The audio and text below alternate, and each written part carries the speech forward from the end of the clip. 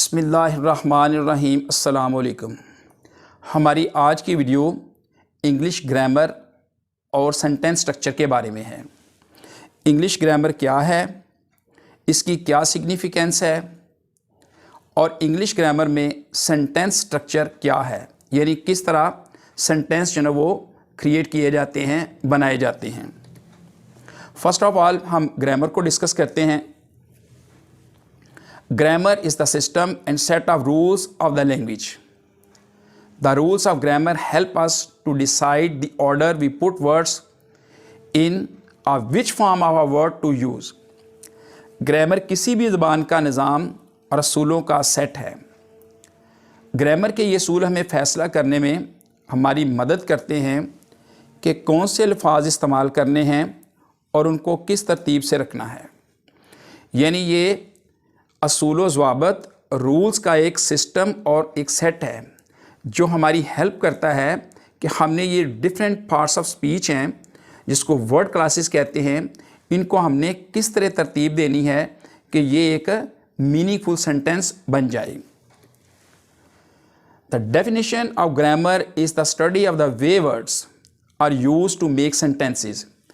Grammar को हम इस तरह भी डिफ़ाइन कर सकते हैं कि ये एक ऐसा तरीका है जो हमें अल्फाज को इस तरह इस्तेमाल करने के काबिल बनाता है कि करेक्ट सेंटेंस जो है वो क्रिएट हो जाएं, बन जाएं। There are 100 of grammar rules. Grammar rules तो सैकड़ों हैं, but the basic refers to sentence structure and parts of speech. लेकिन जिसका बुनियादी असूल है वो सेंटेंस स्ट्रक्चर और पार्ट्स ऑफ स्पीच को रेफ़र करता है, उसकी तशरीह करता है, उसकी वजाहत करता है। Including nouns, pronouns, verbs, adjectives, adverb, prepositions and conjunctions etcetera. यानी जो पार्ट्स ऑफ स्पीच हैं इसमें नाउन्स आते हैं, pronouns, verbs, adjectives, adverbs, preposition and conjunction और मोर ओवर इसके अलावा और भी आते हैं। तो ये ग्रामर के रूल जो ना ये हमें बताते हैं कि इनको कैसे तरतीब देना है कि करेक्ट सेंटेंस जो ना वो कम इनटू एग्जिस्टेंस, वजूद में आए करेक्ट सेंटेंसेस। नेक्स्ट है ग्रामर टाइप्स। ग्रामर की वैसे तो बहुत सी इकसाम है, जहाँ सिर्फ दो के बारे में ब्रीफली जो है वो डिस्कस करेंगे। Descriptive grammar, prescriptive grammar. Descriptive grammar, prescriptive grammar. Grammar is like a medicine that treats the patients sentences. Grammar क्या है? एक मेडिसिन, दवा की तरह है जो मरीज़ों का इलाज करती है। और यहाँ ग्रामर के ज़ेरे इलाज कौन से पेशेंट्स मरीज़ आते हैं? दीज आर सेंटेंसेस, ये फ़िक्रात हैं। यानी फ़िक्रात जो ना ये ग्रामर के ज़ेरे इलाज पेशेंट्स मरीज़ आते हैं जिनका ग्रामर जो ना वो इलाज करती है। अगर डीप और साउंड नॉलेज हो ग्रामर का तो फिर करेक्ट सेंटेंसेस जो ना वो वजूद में आते हैं, बनाए जाते हैं। Grammar is a medicine.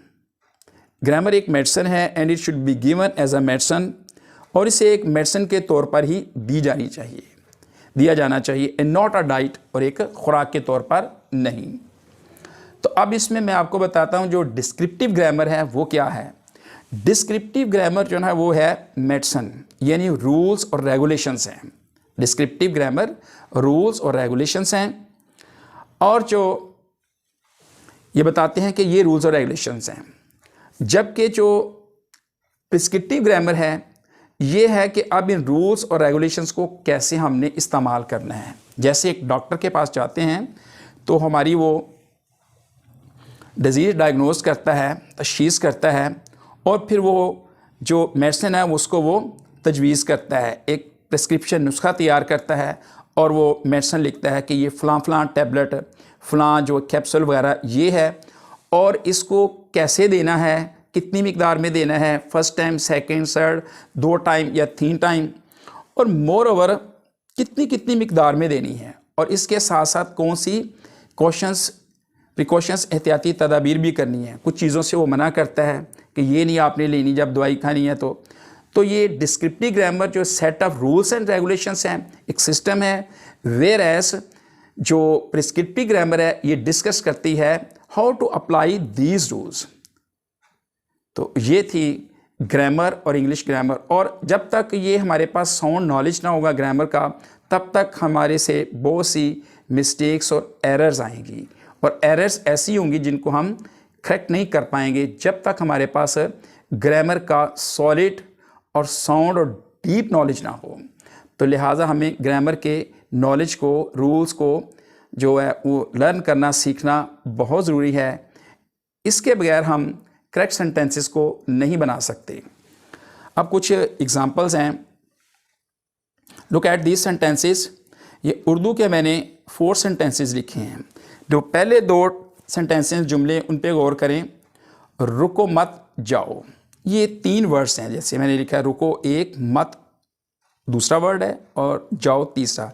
Total इस सेंटेंस में 3 वर्ड्स हैं। लेकिन देखें जब हम लिखते हैं इसको रुको मत, इसके बाद हम कॉमा लगाते हैं तो इसका मीनिंग बन जाता है रुको मत, यानी रुकना नहीं है, जाओ। लेकिन दूसरे ही सेंटेंस में यही तीनों वर्ड्स हैं, लेकिन रुको के बाद कॉमा आ गया तो क्या बन गया, रुको मत जाओ, यानी रुको जाओ ना, यानी मत जाओ।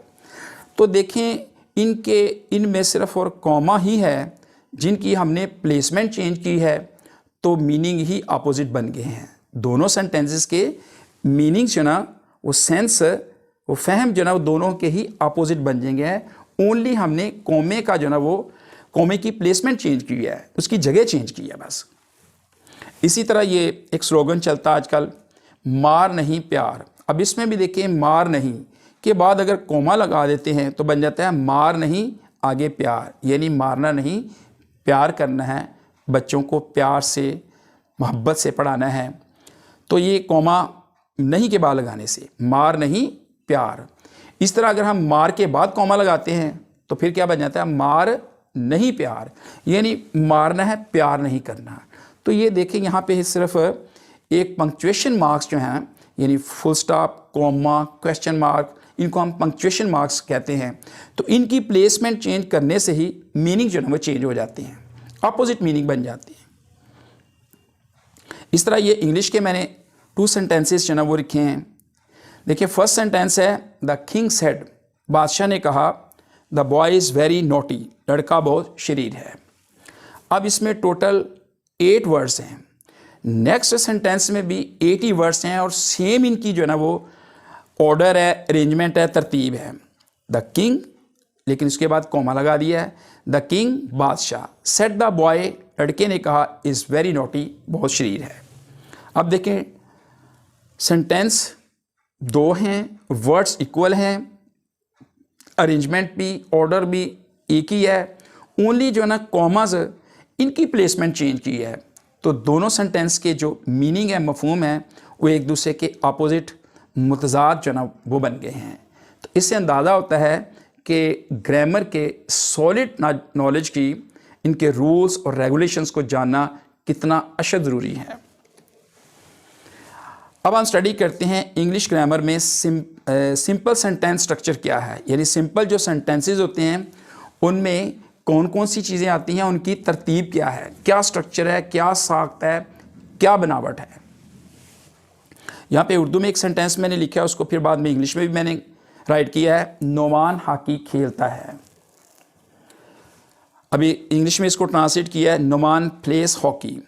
अब इसमें नोमान को हम सब्जेक्ट कहते हैं, फाइल, काम करने वाला, डूअर। जो इंग्लिश है और उर्दू है, दोनों में फर्स्ट प्लेस जो है ना सिंपल सेंटेंसेस में वो सब्जेक्ट की आती है, फाइल की, काम करने वाले की। यानी नोमान उर्दू में भी पहले नंबर पे है और इंग्लिश सेंटेंस में भी फर्स्ट पोजीशन पे है। और उसके बाद क्या है, हॉकी। हॉकी को हम कहते हैं मफूल, जिस पर काम वाक़या हो। लेकिन इंग्लिश सेंटेंस में ये हॉकी तीसरे नंबर पर है, यानी ऑब्जेक्ट जो है ना मफूल वो एंड पे आता है। और खेलता है क्या, ये फेल है, कोई भी काम उसको हम फेल कहते हैं। लेकिन इंग्लिश सेंटेंस में तरतीब क्या है, ये जो वर्ब है ये दूसरे नंबर पे आता है। तो नोमान हॉकी खेलता है, नोमान प्लेस हॉकी। नोमान को क्या कहेंगे, सब्जेक्ट, प्लेस वर्ब फेल, और हॉकी को ऑब्जेक्ट कहते हैं। फाइल किसे कहते हैं, काम करने वाले को फाइल कहते हैं। फेल काम को कहते हैं, मसलन खेलना, लिखना, पढ़ना वगैरह, इनको हम फेल कहते हैं। इनको हम एक्शन वर्ब भी बोलते हैं, जिसमें कोई एक्टिविटी, सरगर्मी हो। मफूल, जिस पर काम वाक़या हो। मफूल को इंग्लिश में ऑब्जेक्ट बोलते हैं, और जिस पर कोई काम वाक़या हो। यानी नुमान जो है खेलने वाला काम वो हॉकी पे कर रहा है, यानी हॉकी खेलता है, तो हॉकी क्या होगा? ऑब्जेक्ट मफूल होगा। अब सब्जेक्ट में कौन कौन सी चीज़ें आती हैं? सब्जेक्ट की जगह पे आई, मैं हॉकी खेलता हूँ। वी प्ले हॉकी, हम हॉकी खेलते हैं। यू प्ले हॉकी, तुम हॉकी खेलते हो। ही प्लेस हॉकी, वो हॉकी खेलता है। शी प्लेस हॉकी, वो हॉकी खेलती है। दे प्ले हॉकी, वो हॉकी खेलते हैं। तो I, we, you, he, she, it, they, इनको हम सब्जेक्ट कहते हैं और इनको हम एज आ नॉन यूज़ करते हैं। और सेकंड है इनको प्रोनोन भी कहते हैं, तो ये नॉन की जगह पे ही इस्तेमाल होते हैं। I, we, you, he, she, it, they, ये नॉन की जगह पे ही इस्तेमाल होते हैं, तो इनको हम सब्जेक्ट भी कहते हैं, फाइल भी कहते हैं। इसके अलावा ये नॉन की प्लेस पे नेम्स भी आ सकते हैं। कोई Kamran place hockey, Kamran hockey खेलता है। Noman place hockey, Aslam place hockey, Naveed place hockey. तो ये सभी के सभी इनको हम सब्जेक्ट कहते हैं, और ये कहाँ पे आते हैं? सिंपल सेंटेंसेस में पहले नंबर पर आते हैं। उसके बाद है वर्ब्स। अब वर्ब्स क्या है? Read, right, play, drink, cook, wash etcetera.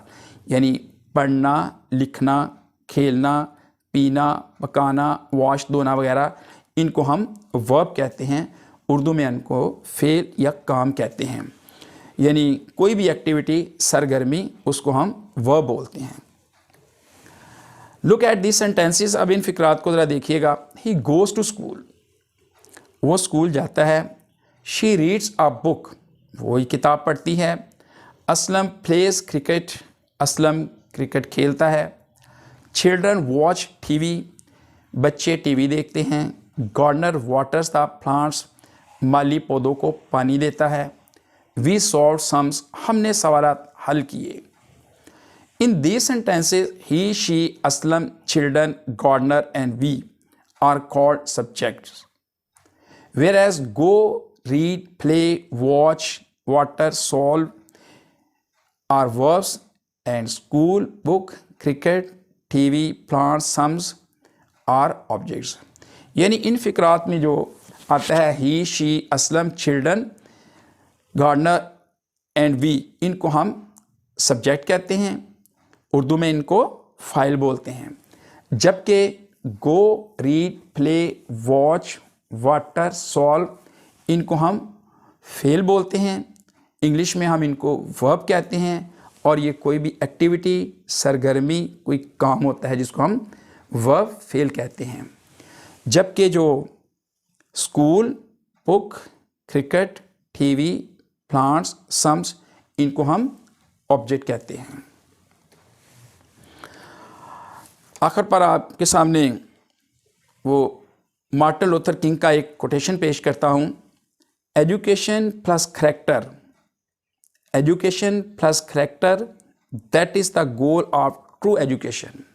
यानी एजुकेशन के साथ साथ किरदार, ये दोनों चीज़ें जो हैं, that is the goal of true education. ये जो हकीकी, सच्ची और असली तालीम है, उसकी ये मंजिल है, उसका ये गोल है, उसका ये नस्बुल ऐन है।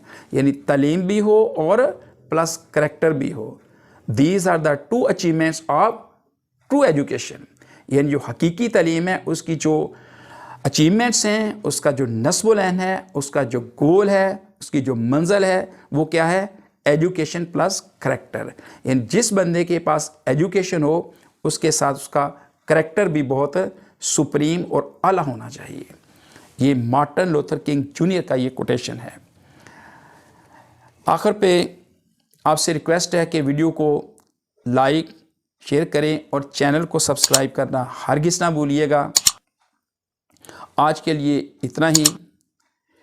अल्लाह हम सब से राज़ी हो। अस्सलामु अलैकुम। अल्लाह हाफिज़।